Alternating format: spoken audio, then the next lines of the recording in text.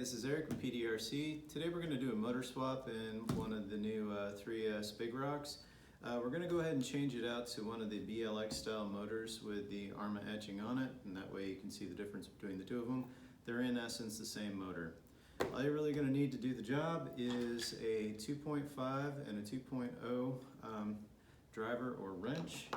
You're going to need something to remove the E-clip off of the motor, and sometimes if it's incorrigible, you probably want a little wacky device.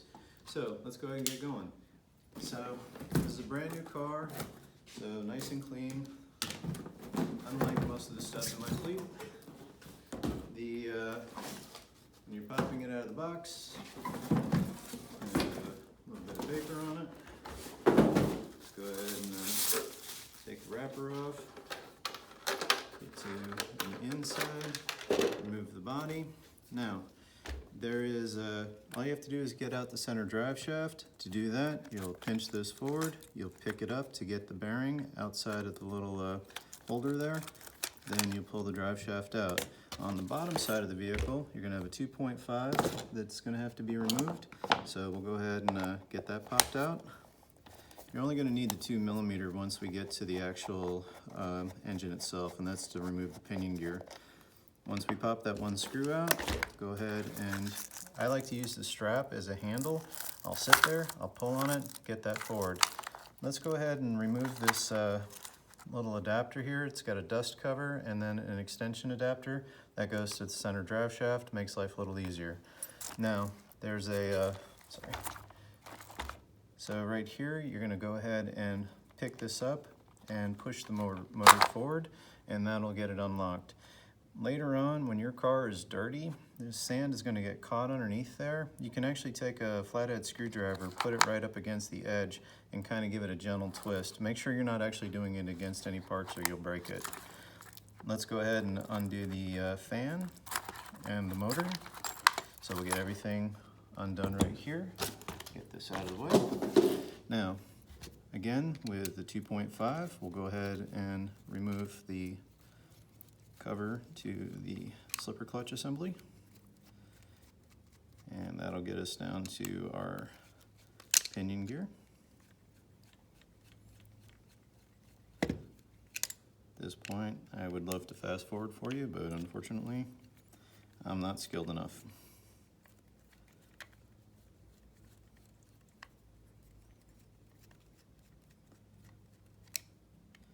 Alrighty,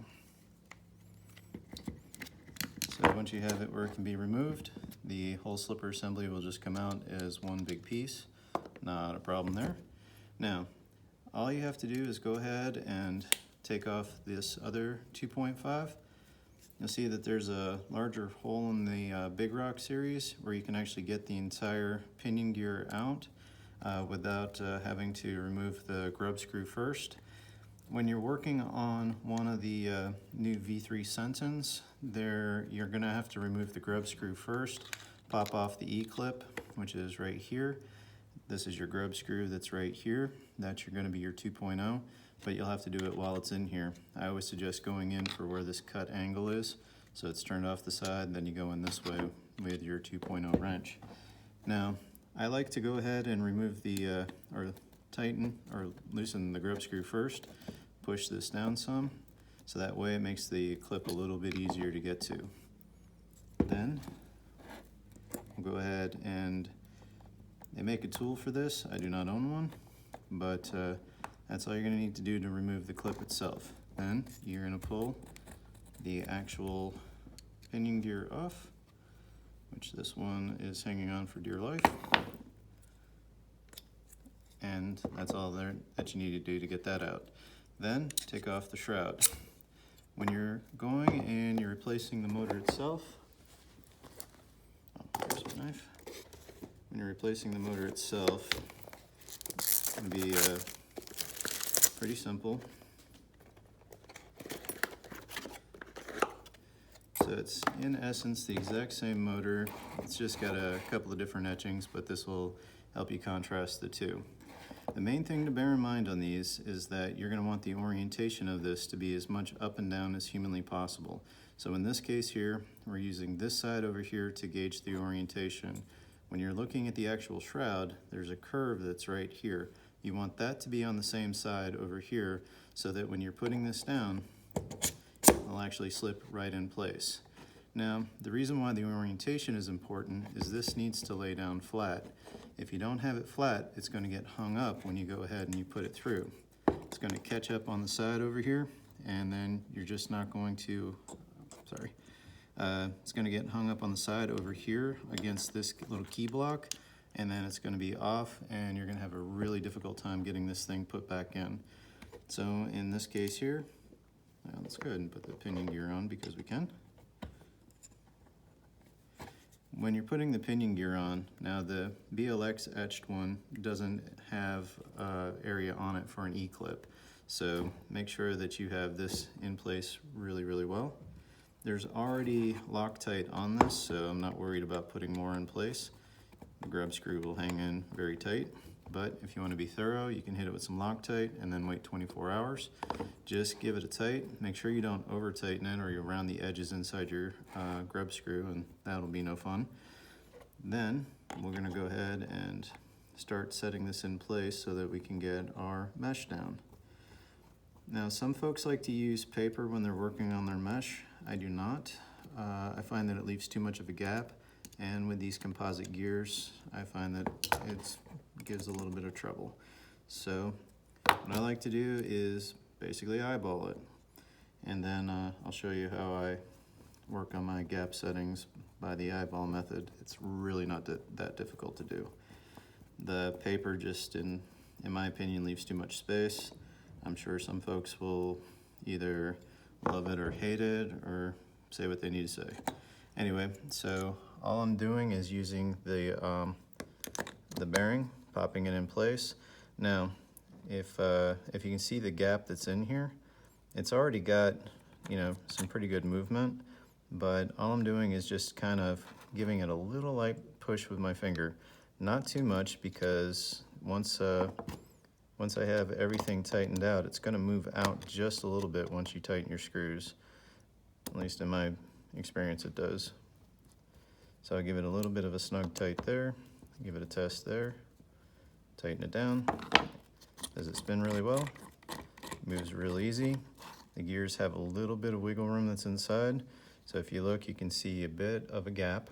So I'm happy with that. I'll go ahead and make sure that I've got it tightened down and in place. And then putting it back together is super easy. Just pop this down here. We will go ahead and get this tightened.